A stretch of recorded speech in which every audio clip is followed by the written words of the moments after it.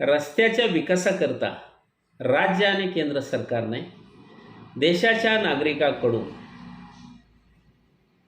त्याची गाडी रस्त्यामध्ये दिवसातून किती वेळा अडवून त्याच्याकडून टोल म्हणून पैसे घ्यावेत।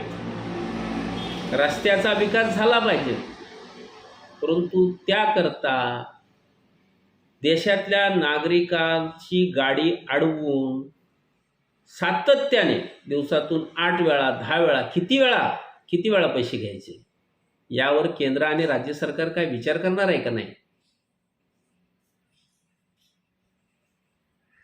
तो नागरिक महागाईमुळं अडचणीत आलेला नागरिक आहे, त्याची गाडी कर्जाऊ आहे, त्याला रोज पेट्रोल भरायला पण पैसे लागतात, त्याच्यावरही तुम्ही राज्य आणि केंद्र कर घेताय। तो गाडी विकत घेतानाही रस्त्याचा वन टाइम टॅक्स तुम्हाला देतोय।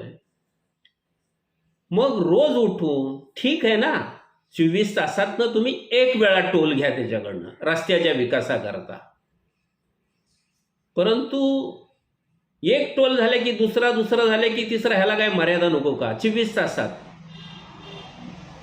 किती वेळा टोल घ्यायचा? गडकरी साहेब,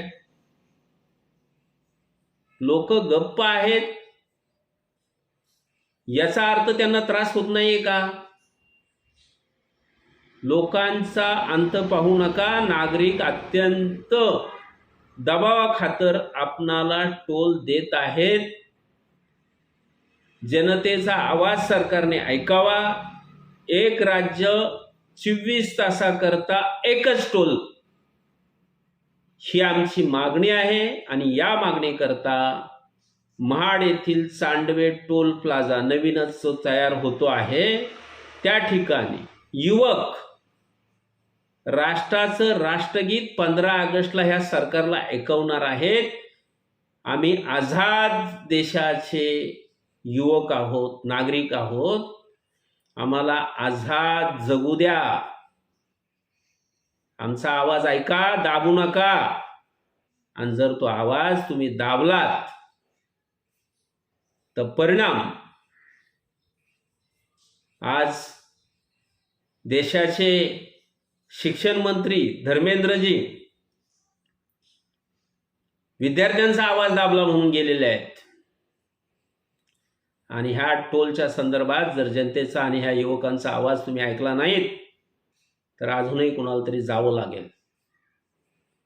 मी रायगडच्या तमाम जनतेला, सर्व पक्षीय, सर्व संघटनांना आवाहन करतोय की आपण 15 ऑगस्टला सकाळी 10 वाजता सामूहिक राष्ट्रगायन ह्या सरकारला ऐकून दाखवायचं आहे।